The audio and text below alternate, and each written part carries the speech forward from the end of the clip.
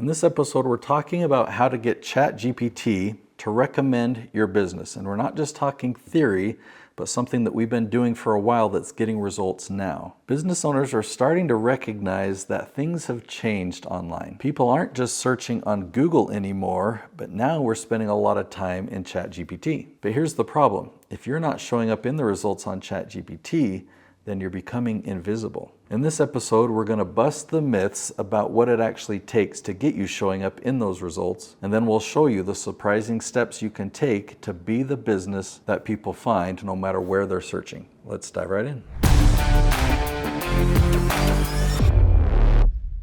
Let's begin this episode with some rapid fire myth busting. We've got 4 myths. Myth number 1, my only option is to wait for ChatGPT ads. This isn't a guaranteed thing, but it's something that I expect to happen in the future. ChatGPT has got to make revenue, and that would be a massive way for them to make some money. So just like Google, when Google first came out, it was a search engine that did not have any ads, and it was free. But eventually, what appeared on top of our search results? We started to see sponsored results, right? And now in many searches that we do, that's all we see is sponsored results. But if you think that's the only way that you can get in front of people on ChatGPT, well, there is a much better way now. Myth number 2, just having a website is enough. This might be a way of just throwing up our arms in defeat and saying, well, I'm doing everything that I can. I've got a website and it's up to ChatGPT to know that my website is worth recommending. The reality is that ChatGPT and even Google today, they don't care about websites.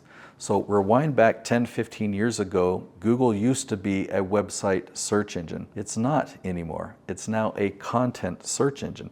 And the type of content that Google cares about and the type of content that ChatGPT cares about is answers. People are asking questions, they're trying to solve their problems, and they need content that can answer that question. So this is my entire focus with my clients. I help them create the content that answers these questions, and we make sure that their content gets indexed on YouTube search and gets indexed in ChatGPT. Myth number 3, ChatGPT recommendations can't be influenced. Because it's so new, you're going to hear that a lot. If you talk to any other marketing expert, they only have ideas, but they don't have any proven track record. But what's exciting for me, and the reason it puts a big smile on my face, is the strategy that I've been using for over a decade to get content ranked at the top of YouTube and ranked at the top of Google. That content is already ranking on ChatGPT. So I really just got lucky. I didn't know what the future held. I knew what worked for YouTube and Google, and it just happens to work on ChatGPT. Myth number 4, going viral online will help ChatGPT recognize you. Okay, so this actually won't work at all. So let's say you do a post on Facebook and that post goes viral. ChatGPT will never see that, and it's not looking for that type of content. Even if that content provided a very valuable answer that ChatGPT would like to know about, that answer is not indexed. Nothing that you post on Facebook or LinkedIn or Instagram, none of that is searchable. So that content, that answer that you provide, it needs to be posted to YouTube. YouTube is the only content platform that is searchable. So with those myths out of the way, now let's dive into some truths. ChatGPT pulls from publicly available high authority content. It's taken decades for Google to become as good as it is, and it's taken YouTube decades to become as good as it is. And ChatGPT leverages that. It takes the best performing content and leverages that as the answers when people are searching for those same things on ChatGPT. Now, we actually have a lot of data about ChatGPT and how it sources its results. The number 1 website that ChatGPT recommends is Amazon,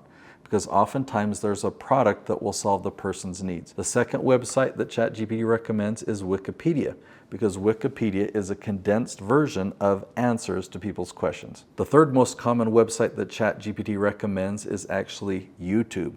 So think about that. Why is that? Well, we now know why it's not Facebook or LinkedIn. It's because their content is not indexed, but YouTube's content is. Now, when you're creating this content to answer people's questions, the more clear you can be about your strategy, the more clear you can be about who it helps and how it's different from other people, the more clearly ChatGPT will know who to recommend you to. So let me give you an example. I recently had a conversation with a woman from Australia. She was doing some online research and she was asking questions about YouTube. She had heard about a friend of mine named Daryl Eves. Daryl Eves is a coach that's helped Mr. Beast achieve such great success. Well, this woman in Australia was asking questions about Daryl Eves and about his strategy and trying to figure out, should I follow that approach because such and such are my goals? So she was having this conversation with this AI tool. And guess what the AI tool did? It said, well, Daryl Eves is good at this, but Nate Woodbury is good at this. And if that's your goal, you should look into Nate Woodbury. So she did. And she ended up reaching out to me after watching several of my videos. Because I had the right content in the right place, I had a valuable lead come in. So the way I describe it might sound easy, but the hard part is you need to have a way of pulling these people in. How do you have the people who've never heard of you before get pulled into you like that? Well, the first key I've kind of alluded to, you need to use platforms that are indexable, and I've talked about YouTube.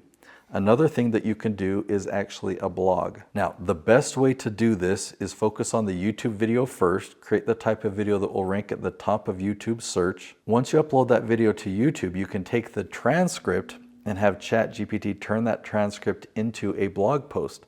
So on your blog page, embed your YouTube video and put the blog post below it. That'll ensure that you just get better results both on Google and ChatGPT. So if your goal is having ChatGPT recommend your business, instead of thinking of paying ads or trying to trick ChatGPT or anything like that, how can I get ChatGPT to recommend it? You can actually reverse engineer this. You can find out, okay, what are the questions that my dream clients are asking in ChatGPT? And you can curate the exact content that ChatGPT would want to show to them. And again, the missing piece today, the best piece is YouTube to do that. So I've created another episode where I teach you how to rank #1 on YouTube. I call this the Leaf Strategy. So you'll see another episode right here. It's called The Leaf Strategy, how to rank #1 on YouTube. So in that episode, I'll show you how to position your content so that it ranks on ChatGPT. I'll see you there.